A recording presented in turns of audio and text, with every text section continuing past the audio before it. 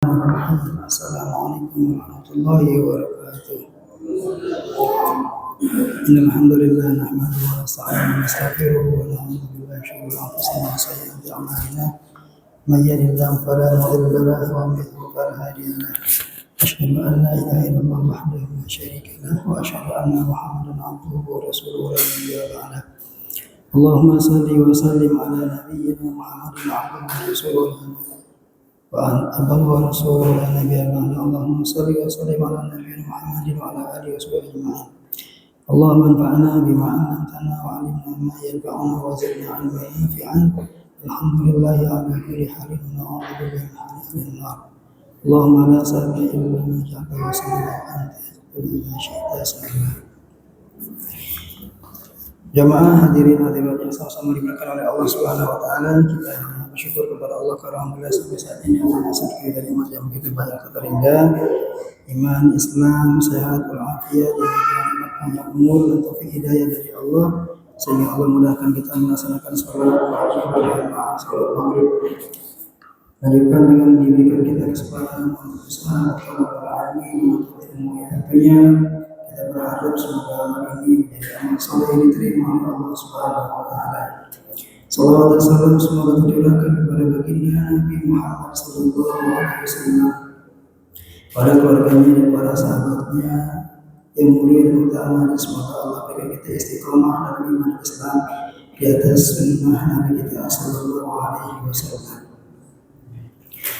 Hadirin jamaah yang sama-sama dimuliakan oleh Allah Subhanahu wa taala, pada kesempatan ini kita sudah masuk kepada kaidah yang pertama dari Al-Qawaidu Al-Arba', empat kaidah dalam memahami kesyirikan dan tauhid kepada Allah Subhanahu wa taala. Kita baca matanya, nanti kita akan jelaskan penjelasan. Qala mu'allif rahimahullah ta'ala, berkata mu'allif penyusun kitab ini, semoga Allah merahmatinya. Al-qa'idatu al-ula, kaidah yang pertama di dalam memahami kesyirikan dan tauhid itu adalah anta'lama anna al-kufara al-ladzina qatalahum Rasulullah sallallahu alaihi wasallam mukiruna bi anna Allah ta'ala wal khaliqul mudabbir wa anna dhalika lam yadkhulhum fil Islam. Wa dalilu qawli ta'ala qul man yarzuqukum minas samai wal ardi amman yamliku as-sam'a wal absara wa man yukhrijul hayya minal mayyiti wa yukhrijul mayyita minal hayy wa man yudabbiru al-amra fasayaquluna Allah faqul afala tattaqun. Surat Yunus. Mu'allif menyebutkan kaidah yang pertama dari kaidah yang empat untuk kita bisa memahami tauhid dan syirik. Yang pertama, anta'lam, bahwasanya perlu engkau ketahui annal kufara, bahwasanya orang-orang kafir alladzina qatalahum Rasul sallallahu alaihi wasallam, yang diperangi oleh Rasulullah sallallahu alaihi wasallam, orang-orang kafir musyrikin yang Allah utus Nabi Muhammad kepada mereka dan diperangi oleh Rasul sallallahu alaihi wasallam karena kekafiran mereka. Mukiruna bi anna Allah ta'ala wal khaliqul mudabbir. Mereka pun orang-orang kafir tersebut, orang kafir Quraisy itu meyakini, menetapkan bahwasanya Allah Subhanahu wa taala al-khaliq al-mudabbir. Allah itu mencipta dan mengatur. Jadi mereka pun orang-orang musyrik yang diperangi oleh Nabi sallallahu alaihi wasallam meyakini dan menetapkan bahwasanya Allah itu adalah pencipta dan pengatur alam semesta.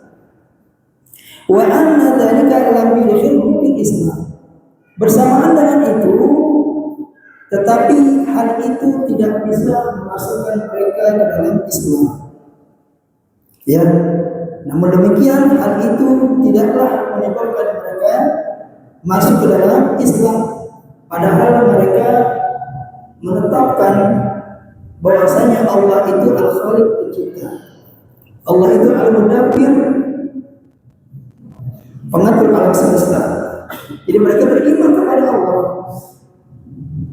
Mereka tahu adanya Allah. Allah pencipta, Allah pemelihara, pengatur alam semesta.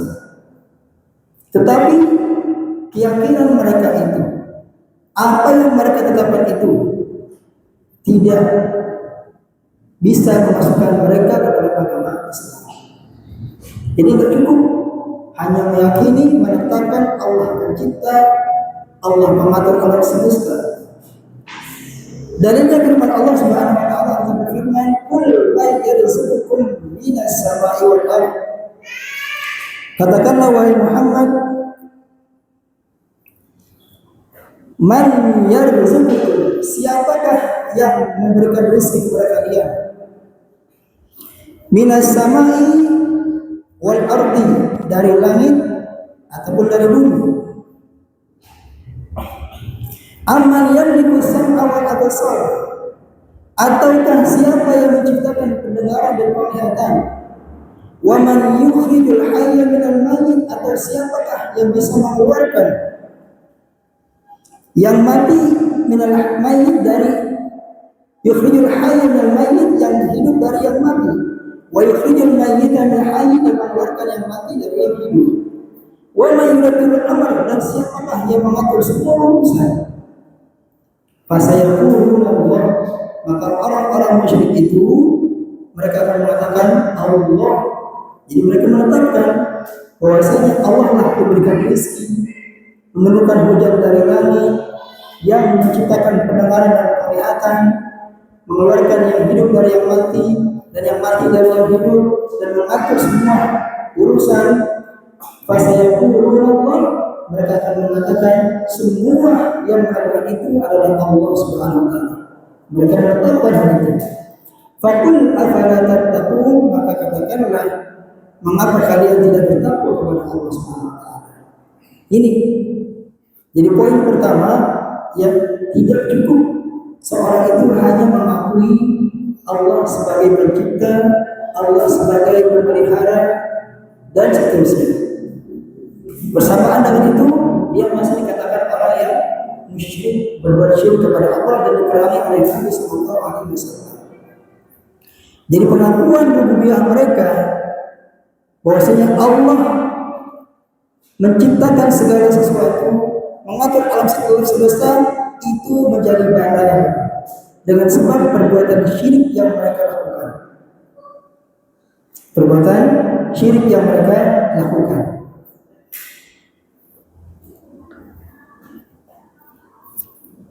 Padahal mereka itu mengenai atau menetapkan Allah itu pencipta, memberi nikmat, memberi rezeki. Bersamaan dengan hal itu tidak bisa membuat mereka menjadi seorang muslim. Karena apa? Karena kesyirikan yang mereka lakukan. Kenapa? Mereka tidak mengikhlaskan ibadah mereka kepada Allah. Lianna dukhula fil Islam la yakunu bimujarrad iqrar bi rububiyyah.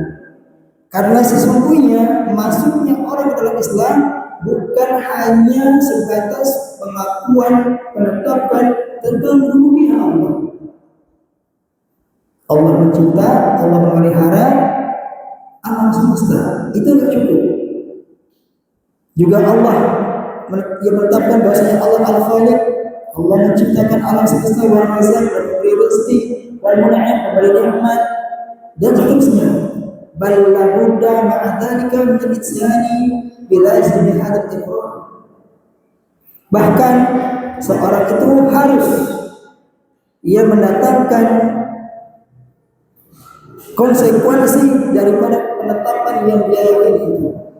Ketika dia meyakini Allah pencipta, meyakini Allah pemelihara, meyakini Allah memberi rezeki, Allah memberi nikmat, maka dia harus melazimkan apa yang harus, yang wajib dari pengakuan. Apa itu? Ala wa huwa hanif radallahu bil ibadah, yaitu mengesahkan Allah dalam ibadahnya. Ini yang penting poinnya. Maka sama halnya dengan orang-orang yang beriman sekarang, orang Islam maksudnya. Ketika dia percaya Allah memberi rezeki, memberi nikmat, bersama dengan itu dia masih menyembah kepada selain Allah, menyembah kepada para penghuni kubur, meminta kepada orang-orang soleh yang telah meninggal dunia, menjadikan benda-benda sebagai pelindung jimat dan wafat dan seterusnya, maka sama saja tidak ada dengan mereka. Itu bisa membatalkan syahadat mereka, tauhid mereka.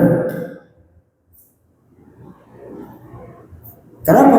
Karena mereka tidak mengikhlaskan ibadah kepada Allah Subhanahu wa taala. Karena Allah mengingat kita, menyuruh kita untuk hanya mengikhlaskan ibadah ketaatan hanya untuk Allah.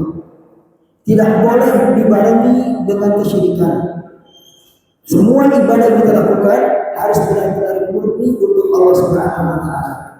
Allah berfirman dalam Al-Baqarah, "Wa ma umiru illa liya'budullaha mukhlishina lahu-din."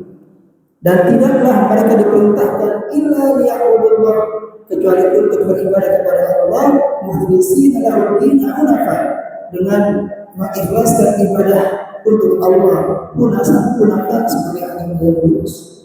Itulah orang-orang yang beragama yang lurus. Ketika dia beribadah, hanya mengikhlaskan ibadah itu untuk Allah saja. Hanya minta pertolongan kepada Allah saja. Langsung kepada Allah. Minta perlindungan langsung kepada Allah. Meminta rezeki langsung kepada Allah. Tidak perlu ada perantara-perantara.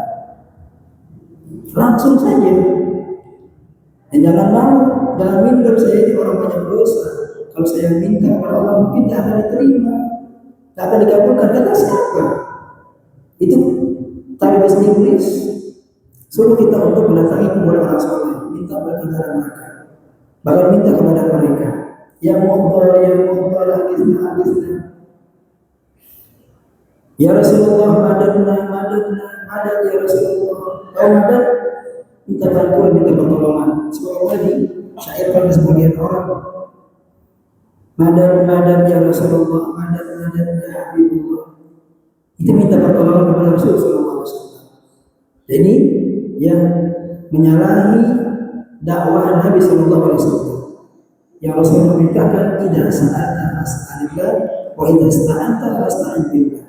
Kalau kau minta kepada Allah, minta tolong kepada Allah. Inilah orang yang bertauhid. Dia hanya memintakan dirinya segala kebutuhannya kepada Allah Subhanahu wa taala. Dan beribadah hanya untuk Allah. Dan Allah berfirman, wa'budullaha wa la tusyriku bihi syai'an. Sembahlah Allah dan janganlah kalian berbuat syirik kepadanya dengan sesuatu apapun juga. An-Nisa ayat 36. Kemudian Allah berfirman, wa qala rabbuka alla ta'budu illa iyyah, An-Nisa ayat 23. Dan Rabbmu telah menentukan, mewajibkan alla ta'budu illa iyyah, janganlah kalian menyembah kecuali hanya kepada Allah Subhanahu wa taala. Orang sekarang mengatakan nyembah itu sujud, ya. Kalau kita sujud kepada selain Allah, baru kita musyrik. Kalau minta maka agak, kan apa bedanya? Mau dia sujud kepada selain Allah atau dia minta kepada selain Allah, itu sudah berbuat syirik. Dan ini yang Allah suruh kita untuk menjauhkannya. Kita hanya disuruh untuk beribadah, berdoa, menyembah hanya kepada Allah Subhanahu wa taala. Banyak sekali ayat-ayat Al-Quran yang menyuruh kepada kita untuk beribadah, menyembah hanya kepada Allah dan menjauhi kesyirikan-kesyirikan. Allah membuka dalam yang lain, Al-Baqarah ayat 22, fala taj'alu lillahi andada wa antum ta'lamun. Janganlah engkau menjadikan untuk Allah andada, tandingan-tandingan. Wa antum ta'lamun, sedangkan kalian mengetahuinya. Artinya ada selain Allah yang dia minta pertolongan, ada selain Allah yang dia minta, ya, berdoa kepadanya, menyembah kepadanya, dan seterusnya. Maka ini sifat-sifat ini yang hanya boleh untuk Allah Subhanahu wa taala. Itu ketika dipersembahkan kepada yang lain selain Allah, maka ini jatuh kepada kesyirikan. Ini berbahaya, ya. Jangan dianggap masalah sepele, masalah kesyirikan itu. Justru ini berdoa dakwanya pada Nabi dan Rasul yang Allah utus kepada manusia agar mengususkan kembali ya fitrah mereka, tauhid mereka, dan menjauhi kesyirikan. Karena kunci keselamatan itu adalah tauhid. dan malah petaka terbesar dunia adalah syirik. Ya, cukuplah sabda Nabi SAW, man mata, siapa yang meninggal dunia, yusyriku billahi syai'an, dakhala dia berbuat syirik kepada Allah, maka dia masuk neraka. Wa man mata la yusyriku billahi syai'an, dakhala jannah. Orang yang bukan, dan siapa yang meninggal dunia dalam keadaan tidak berbuat syirik kepada Allah, maka dia masuk surga. Dan inilah dakwahnya para rasul yang mengembalikan manusia kepada tauhid, dan ini terus berlaku sampai akhir zaman. Jangan dikira wafatnya Rasulullah SAW telah hilang kesyirikan. Kesyirikan di zaman modern lebih modern lagi. Karena aturan ini berlaku sampai akhir zaman, maka kesyirikan pun tidak akan ada akhir zaman sampai akhir kiamat. Karena inilah tugas iblis yang paling utama adalah agar manusia terjerumus kepada kesyirikan, berbuat kesyirikan yang nampak maupun yang tersembunyi, yang sama-sama. Ini kita nggak tahu. Seperti riya, sum'ah, itu mereka kesyirikan, sedikit kecil itu. Tapi jangan sepele kesyirikan orang kecil, yang itu lebih besar dosanya daripada dosa besar selain syirik kepada Allah Subhanahu wa taala. Maka ini perlu kita perhatikan. Fala yakunul mar'u muwahhidan lillahi subhanahu wa ta'ala bimujarrad iqrarihi bi anna rabba wal khaliqa wal razaqa wal mun'im.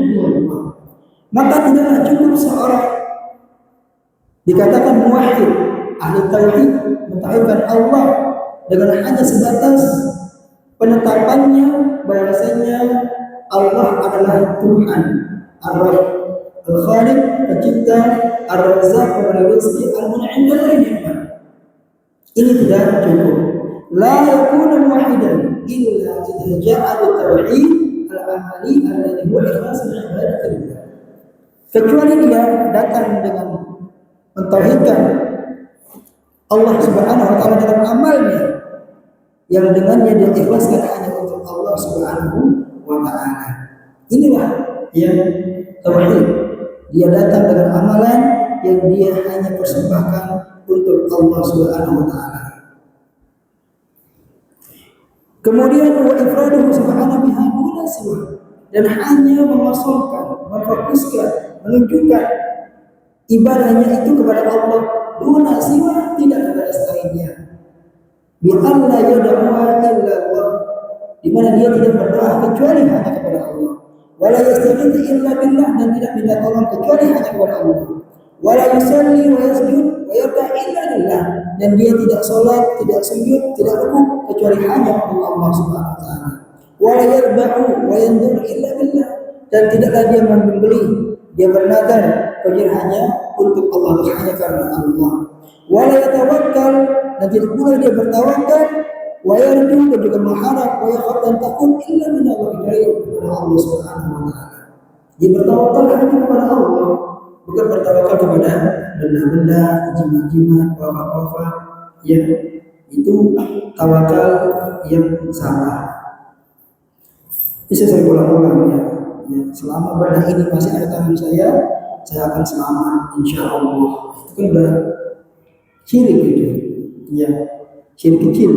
Kalau dia meyakini benda ini sebagai perantara saja yang bisa menyelamatkan dia dari musibah malapetaka, itu syirik kecil. Tapi kalau dia meyakini benda ini benar-benar bisa menghilangkan musibah, menghilangkan mudarat malapetaka yang tanpa Allah Subhanahu wa taala, maka itu syirik akbar, syirik besar, ini berbahaya. Syirik besar itu ancamannya bisa mengekalkan seorang dalam api neraka. Innal ladzina kafaru min ahli kitab wal musyrikina, lihat yang musyrik. Ulaika hum syarrul bariyah. Innal ladzina kafaru min ahli kitab wal musyrikina fi nari jahannam khalidina fiha. Ulaika syarrul bariyah. Sesungguhnya orang-orang kafir dari ahli kitab yang Nasrani, wal musyrikin, dan orang-orang musyrik, berarti selain mereka, baik orang-orang yang menyembah dewa-dewa, patung-patung, atau mungkin orang muslim tapi dia menyembah kepada selain Allah, dia berbuat syirik kepada Allah. fi nari jahannam khalidina fiha. Mereka akan masuk neraka jahanam kekal di dalamnya. Ulaika asyarul bariyah, itulah ya seluruhnya makhluk Allah, ciptaan Allah. Jadi dia hanya minta kepada Allah, bertawakkal kepada Allah, menyembelih juga untuk Allah, bernazar juga karena Allah, takut kepada Allah, nggak takut kepada jin, setan dan seterusnya. Lewat tempat yang serem, kata orang harus hidupin klakson, titik 2 kali. Kalau enggak akan diganggu oleh makhluk halus. Lalu dipakai itu dinding, berarti dia takut kepada makhluk halus. Ya, kalau lihat jembatan ini harus nyalain lampu, gitu. Nyalain lampu sekarang kalau nggak kenapa itu masih mending, ya. Tapi kalau nggak ada apa-apa, ya, yang hanya cerita dongeng-dongeng saja, maka itu tidak boleh. Itu termasuk kesyirikan. Kenapa? Kenapa dia tidak berlindung kepada Allah Subhanahu Wa Taala? Jadi ya dia tidak takut illa minallah, kecuali kepada Allah Subhanahu Wa Taala.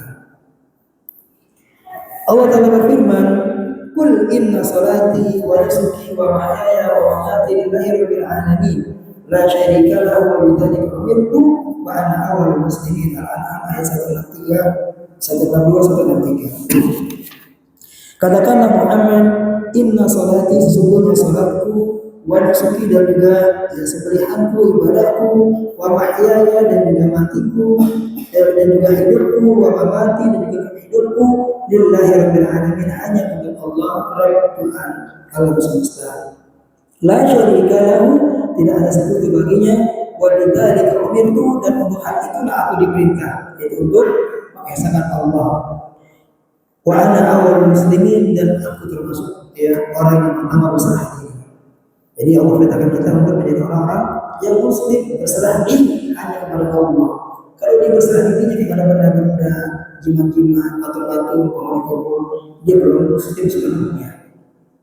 Ya, jadi orang yang berserah diri itulah yang menyerahkan semua ibadahnya, rasa takutnya, pengharapannya, penyadaran dirinya hanya kepada Allah Subhanahu Wa Taala. Ya.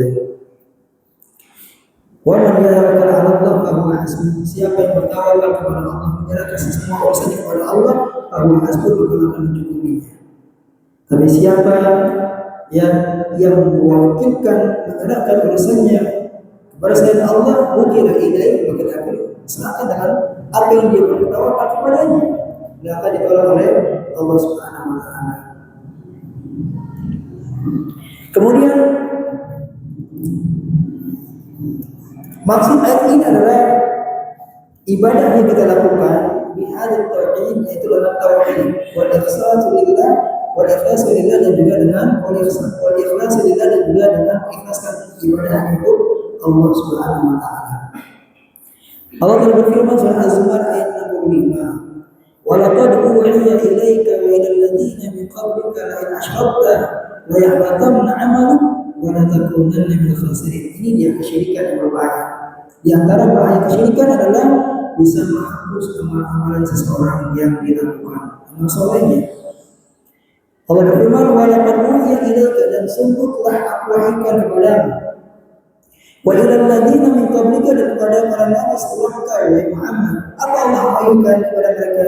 La in asyrakta, sungguh jika engkau berbuat syirik, la yahbatanna 'amaluka wa la takunanna minal khasirin, akan hapuslah amalanmu dan engkau termasuk orang-orang yang merugi nanti di akhirat.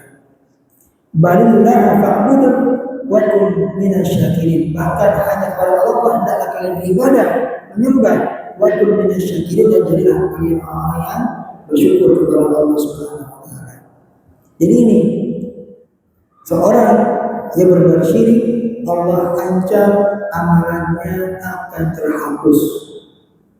Wa qadimna ila ma 'amilu faja'alnahu haba'an mansura, dan kami datangkan amal-amal mereka pada hari kiamat, amal salatnya, zakatnya, sedekahnya, hajinya, umrahnya, faja'alnahu haba'an mansura, maka kami jadikan amal-amal itu haba'an mansura, sebagai debu yang berterbangan, tidak ada nilainya insya Allah. karena tercampur kesyirikan. Di sana ada sum'ah, ada riya, ada campur niat selain Allah Subhanahu wa taala. Yang itu yang rentan sekali zaman sekarang ini. Sulit bagi kita menjaga keikhlasan dalam beribadah kepada Allah Subhanahu wa taala. Ya, zaman sosial media ini sulit sangat sulit. Kecuali orang-orang yang dirahmati oleh Allah Subhanahu wa taala. Kemudian kita belajar tauhid, yang jangan sampai kita terjerumus kepada kesyirikan yang kita tidak mengetahui dan kita tidak menyadarinya. Apalagi awal-awal kan kita telah sebutkan bahwasanya Nabi orang yang paling ikhlas, yang paling takut kepada Allah, masih berdoa Allah, Allahumma inni a'udzubika an usyrika wa ana a'lam wa astaghfiruka liman a'lam. Ya Allah, sesungguhnya aku berlindung kepadamu dari berbuat syirik yang aku ketahui. Wa astaghfiruka, dan aku mengampuni kepadamu dari perbuatan syirik yang aku tidak ketahui. Dia tak sadari. Itu Nabi Sallallahu Alaihi Wasallam. Orang yang paling ikhlas ibadahnya kepada Allah, tetap berlindung jangan sampai jatuh kesyirikan. Kenapa? Karena Allah kan la in asyrakta, jika engkau bersyirik saja ini ditetapkan pada Nabi Muhammad, la yahbakan amalan mereka terhapus wahai Muhammad.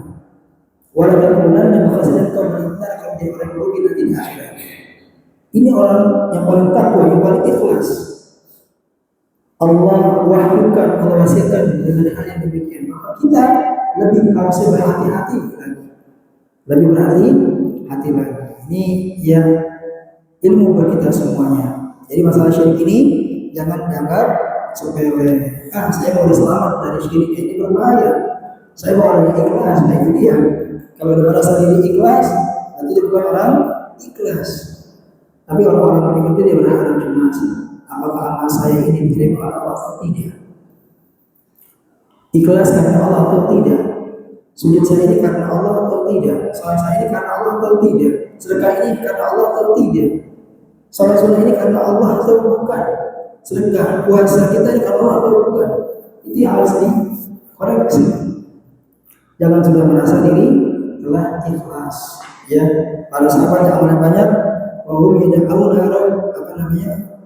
Mereka berdoa kepada Allah dengan seharap, cemas dan takut, berharap amal diterima dan takut kalau amalnya tidak diterima. Sampai Rasulullah mengatakan, "Lau a'lamu anna Allaha taqabbala minni sajdatan wahidah."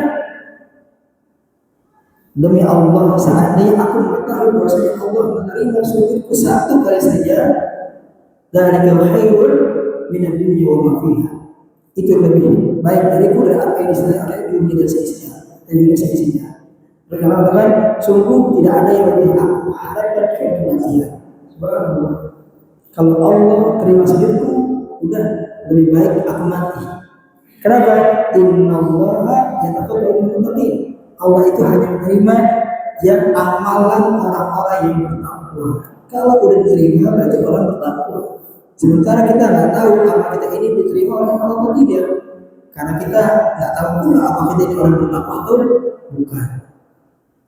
Dia jadi tidak ada yang pede kata kita bahwasanya amal ini diterima atau tidak. Kita hanya bermodal husnuzon kepada Allah, bersangka baik, semoga Allah menerima amal ibadah ini. Harapan boleh, harapan yang harus, maka kita harus ya jangan sampai ketika meninggal mati dalam keadaan yang berburuk sangka kepada Allah, tidak. Maka husnuzon kita berusaha kepada Allah akan ampuni kita, rahmati kita, menerima amal ibadah kita itu saja.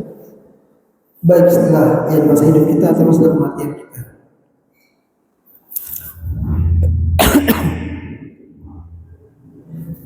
Maka hal-hal tadi ya penetapan hanya berdasarkan penetapan saja Allah memberi rezeki, Allah mengatur seperti itu ya tidak menjadikan seorang itu muslim yang benar. Bahkan kalau hanya sebatas itu, orang-orang kafir atau musyrik tadi telah meyakini, mengakui bahwasanya Allah memberi rezeki, Allah pencipta langit dan bumi dan seterusnya. Kemudian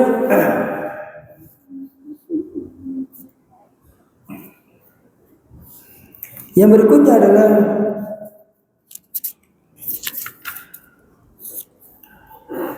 bahwasanya penetapan kaum musyrikin bahwasanya Allah adalah pemberi rezeki dan pemberi nikmat dan juga pemilik alam semesta, al-Malik, raja atau pemilik, dan adalah Allah.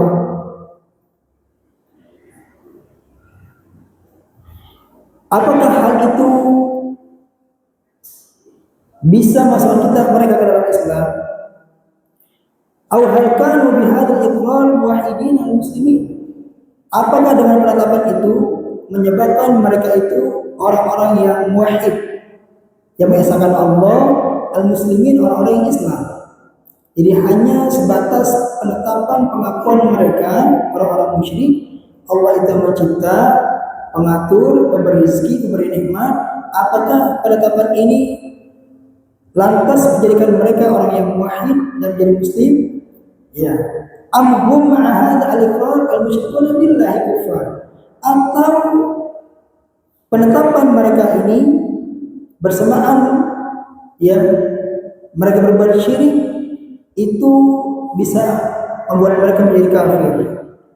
Ya, maka jawabannya adalah firman Allah Ta'ala, wa ma yu'minu aktsaruhum billahi illa wa hum musyrikun. Ini ayat turun kepada mereka, dan tidaklah mereka, kebanyakan mereka beriman kepada Allah illa wa hum musyrikun, kecuali mereka itu adalah orang yang musyrik. Artinya, ya, khaliqan raziqan malikan mudabbiran tasrifan illa wa hum musyrikun. Mereka menetapkan bahwasanya Allah pencipta, Allah pemberi rezeki, Allah pemilik, pengatur alam semesta, ya, tapi mereka Allah sebut sebagai orang-orang yang musyrik, yaitu orang-orang yang menyimpangkan ibadah kepada selain Allah. Musyrik.